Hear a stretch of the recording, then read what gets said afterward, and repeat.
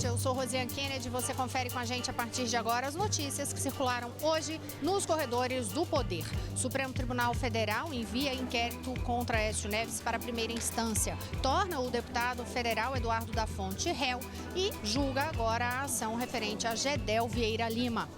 Numa carta entregue a presidenciáveis, prefeitos de todo o país pediram hoje mais Brasil e menos Brasília. Vamos entender o que é que eles dizem exatamente neste documento. A partir de agora você confere os detalhes com a gente aqui, diretamente da TV de Brasília, pela TV Brasil e pela Rádio Nacional e emissoras públicas de todo o país. A gente começa falando sobre decisões do Supremo Tribunal Federal, que teve um dia extremamente movimentado hoje, aliás, um dia que ainda se estende nesse momento em avaliações numa das turmas do Supremo Tribunal Federal. Foram várias decisões envolvendo políticos. Uma delas diz respeito ao senador Aécio Neves, do PSDB de Minas Gerais. E aí é um desdobramento já daquela restrição ao foro privilegiado. Mas quem tem os detalhes e vai contar pra gente aí esta decisão do Supremo de hoje é Mariana Jungmann, que está lá acompanhando estas reuniões do Supremo. Boa noite, Mari.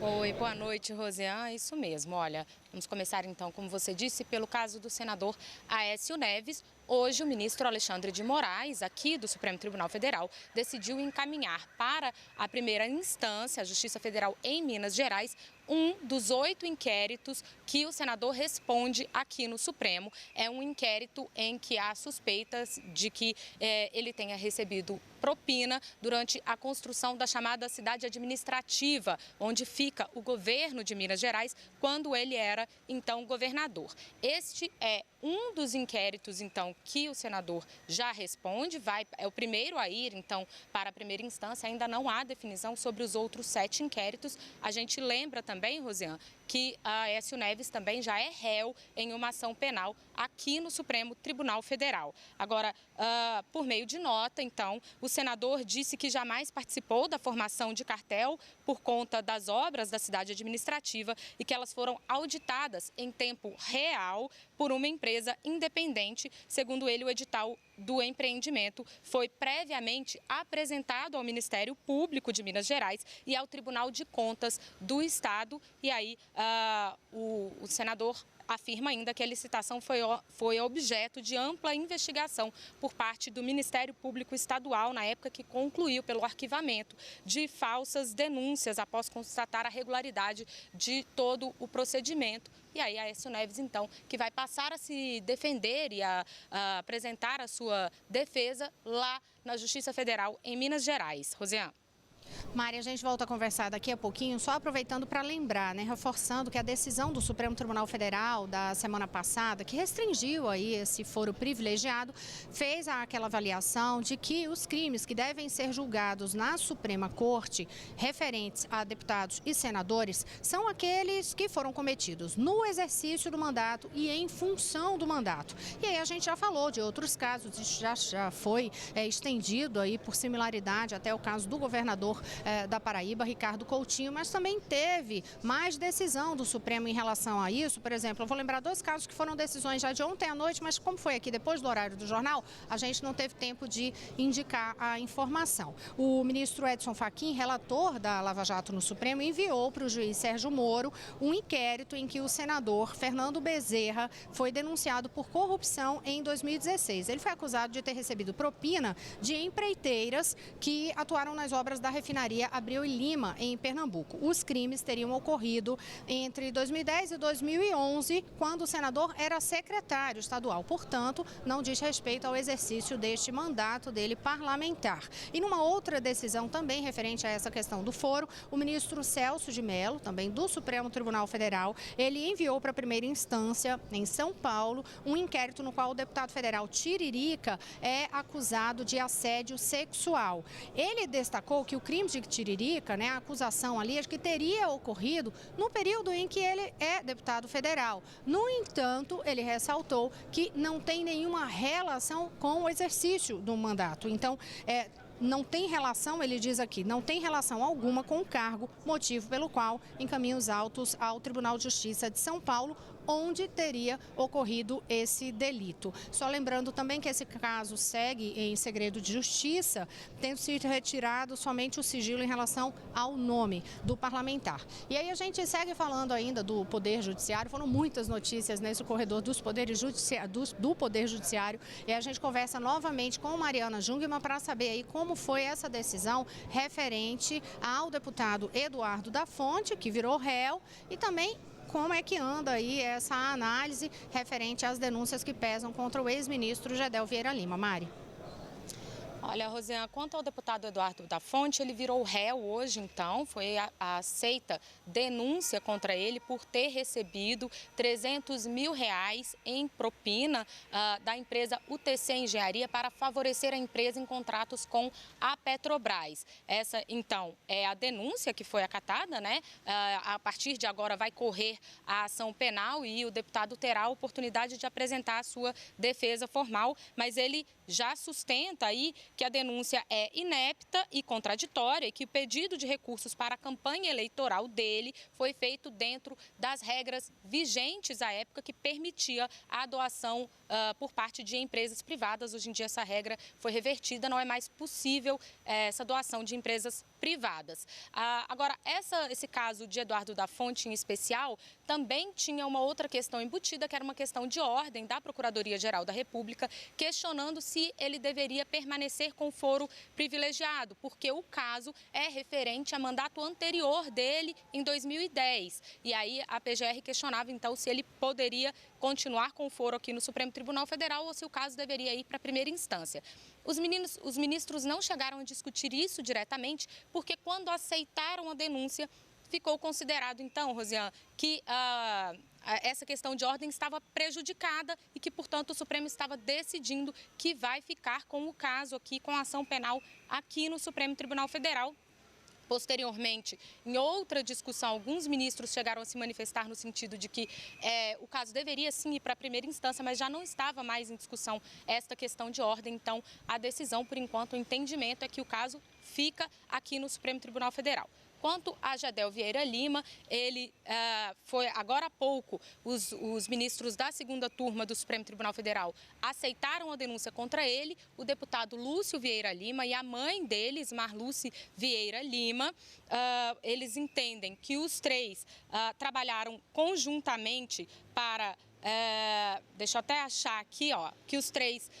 Denúncia do Ministério Público entende que os três atuaram de forma conjunta com o propósito de ocultar a origem, localização, disposição, movimentação e propriedade de cifras milionárias de dinheiro vivo. A denúncia, então, é de associação criminosa e lavagem de dinheiro. Essa denúncia foi acatada para os três e outros envolvidos naquele caso dos 51 milhões de reais que foram encontrados num apartamento em Salvador, que teria sido emprestado a Gedel Vieira Lima e onde foi encontrado também a digital dele e de outros envolvidos, exceto o empresário Gustavo Ferraz, que também estava na denúncia, mas ela foi rejeitada. E aí os ministros decidiram por não desmembrar esse processo e, portanto, ele também fica com foro aqui no Supremo Tribunal Federal, viu, Rosiane? Obrigada, Mariana Jungmann. A produção me informa aqui que nesta decisão também do Supremo, a decisão foi por manter Gedel Vieira Lima preso. Agora a gente segue no noticiário. Eu aproveito esse gancho para falar sobre Lava Jato, porque hoje teve mais uma etapa da Operação Lava Jato. Quem vai trazer os detalhes para a gente é Maurício de Almeida. Desta vez, o alvo foi uma investigação referente a um contrato de mais de 800 milhões de reais em relação... 825 milhões de reais, não, perdão, 825 milhões de dólares no contrato da Petrobras. A questão é quanto se suspeita que tenha sido desviado deste montante, mas quem traz as informações para a gente é Maurício de Almeida, na redação da TV Brasil, no Rio de Janeiro. Boa noite, Maurício. Olá, Rosiane, boa noite. Essa foi a 51ª fase da Operação Lava Jato, que recebeu o nome de Déjà Vu. Isso por um motivo simples, porque esse crime é bem semelhante a outros que já foram investigados. Ou seja, a Odebrecht pagou uma propina e, em troca, conseguiu esse contrato superfaturado, como você disse, de 825 milhões de dólares. Para conseguir esse contrato, a Odebrecht teria pago, segundo a Polícia Federal, 200 milhões de reais em propina. Esse dinheiro teria sido distribuído para funcionários da Petrobras e também para representantes do então PMDB, hoje MDB, e para o PT. Essa é a denúncia do Ministério Público que foi encaminhada e aceita pela Justiça, que decretou as prisões preventivas. 5 pessoas foram presas hoje. São 3 ex-executivos da Petrobras e também 2 operadores do sistema que faziam toda essa operação para fazer a lavagem de dinheiro. Todos são acusados de lavagem de dinheiro, de corrupção e participação em organização criminosa. Apenas Mário Ideu de Lima Miranda está foragido. Ele está em Portugal, segundo a Polícia Federal. Teria embarcado para Portugal ontem à noite. Rosiane. Maurício, eu vou conversar contigo ainda mais um pouco a respeito de um outro caso, mas eu vou aproveitar essa tua informação para ressaltar um detalhe importante sobre esse saneamento de tantos rombos que terminaram ocorrendo nesses contratos da Petrobras. Hoje a Petrobras anunciou um lucro, um crescimento de 56,5% no primeiro trimestre, um lucro que atingiu quase 7 bilhões de reais. É importante ressaltar isso porque isso ocorre depois de 4 anos aí, olha, foi um crescimento depois de 4 anos seguidos de prejuízos e de um processo de reestruturação e de redução de endividamento da companhia, que teve início justamente depois das denúncias da Operação Lava Jato. Segundo a própria estatal, esse é o melhor resultado trimestral desde o início de 2013, quando a empresa havia lucrado ali 7,69 bilhões. E aí também terminou com o resultado positivo no que eles consideram ali de métrica de segurança. O presidente da companhia fez uma ressalva em relação, ele destacou, ele ressaltou ali um ponto importante em relação a esses dados, já que tem todo esse esforço de readministração na Petrobras para ter toda uma superação desse momento que a Petrobras enfrentou. Houve esse saneamento, a gente pode dizer como se fechasse a torneira do que estava ocorrendo ali de escândalos na Petrobras de anos passados. Aí tem um fator econômico aí também que pesa, que é o valor do próprio petróleo no exterior, e aí isso também ajudou. E aí Pedro Parente, que é o presidente, eu separei aqui uma frase dele, ele diz o seguinte, que este é um resultado certamente bastante positivo e que espelha não apenas o esforço que está sendo feito na empresa nos últimos tempos e que acontece em todas as áreas, consolidando a recuperação da estatal. É muito importante ressaltar isso, porque a gente vem acompanhando aí esses escândalos que a Lava Jato revela há alguns anos e que tanto prejuízo tem provocado e provocou a Petrobras. Tem provocado não, mas provocou a Petrobras. Agora, Maurício, eu volto a conversar contigo para saber se tem notícias aí, novidades em relação ao caso Marielle. Teve aquela comissão externa de parlamentares que viajou ao Rio de Janeiro justamente para acompanhar essas investigações. Eles falaram depois de fazerem essas visitas e terem as conversas com os responsáveis pela investigação, Maurício?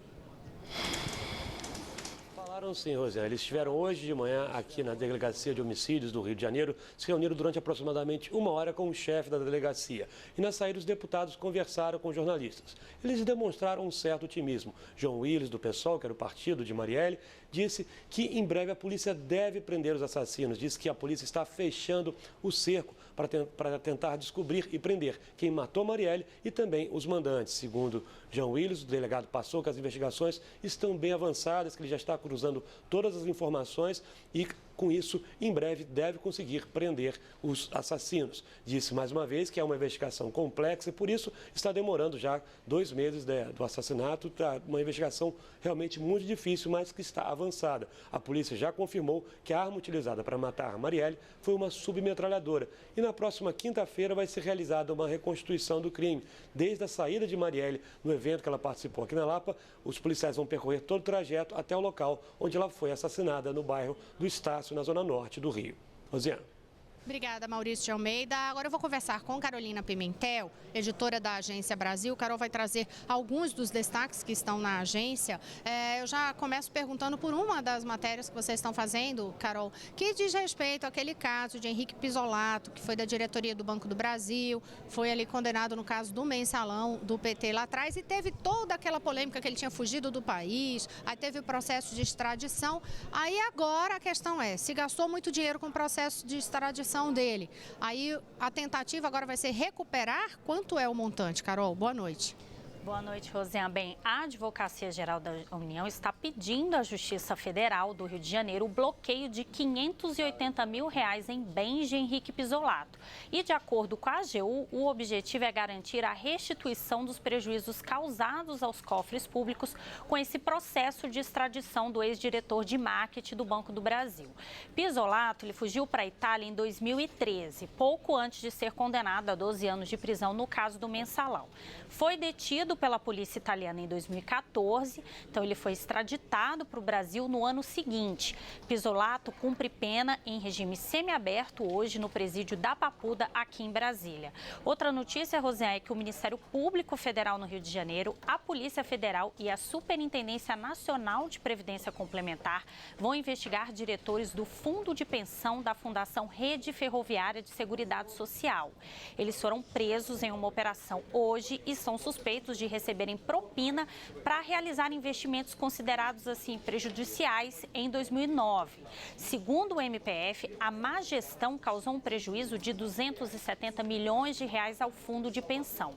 A terceira vara criminal federal decretou 4 mandados de prisão temporária por 5 dias e 6 de busca e apreensão. Continuo falando de operações porque a Polícia Federal realizou na manhã de hoje a Operação Entice para desarticular um grupo criminoso que fraudava o seguro-desemprego nas cidades de Marabá e Redenção, no Pará. O Ministério do Trabalho e Emprego calcula que os fraudadores conseguiram sacar mais de R$4,5 milhões no período de agosto de 2016 até março deste ano. Segundo as investigações, servidores do Sistema Nacional de Emprego eram aliciados e, por meio desses funcionários, os criminosos tinham acesso aos sistemas de concessão dos benefícios. Os fraudadores conseguiam PIS falsos e até a emissão do cartão de cidadão. E assim faziam saques do dinheiro do benefício em várias cidades do país. A Justiça determinou o afastamento de 2 funcionários suspeitos de participarem desse esquema nessas funções que exerciam. Rosiane. Obrigada, Carolina Pimentel. Sempre lembrando, né? Você confere tudo com detalhes lá no site agenciabrasil.abc.com.br. E a produção aqui, olha, Michele Canes hoje está me passando uma série de informações com o programa no ar. Eu vou aproveitar e ler aqui. Michele acabou de me informar o seguinte, que a Justiça negou o pedido de transferência do ex-governador Sérgio Cabral para outro presídio. O ex-governador do Rio de Janeiro está preso atualmente em Bangu 8. Essa decisão foi tomada hoje pelo juiz da Vara de Execuções Penais do Rio, Rafael Estrela Nóbrega. Ele negou o pedido da defesa do ex-governador para que Cabral fosse transferido para a cadeia pública José Frederico Marques, que é aquele presídio lá em Benfica. Vocês vão lembrar, Maurício de Almeida já trouxe aqui algumas vezes todo esse imbróglio sobre o local onde Cabral está preso. Ele foi acusado ali de ter benefícios dentro do presídio, algumas mordomias, teve transferência, aí vai para o Presídio Federal, volta para o Rio de Janeiro. Então hoje teve essa negativa. No próximo bloco você confere outras informações que circularam hoje nos corredores do poder e detalhes sobre a carta que prefeitos entregaram a presidenciáveis pedindo mais Brasil e menos Brasília. É daqui a pouquinho, eu volto já.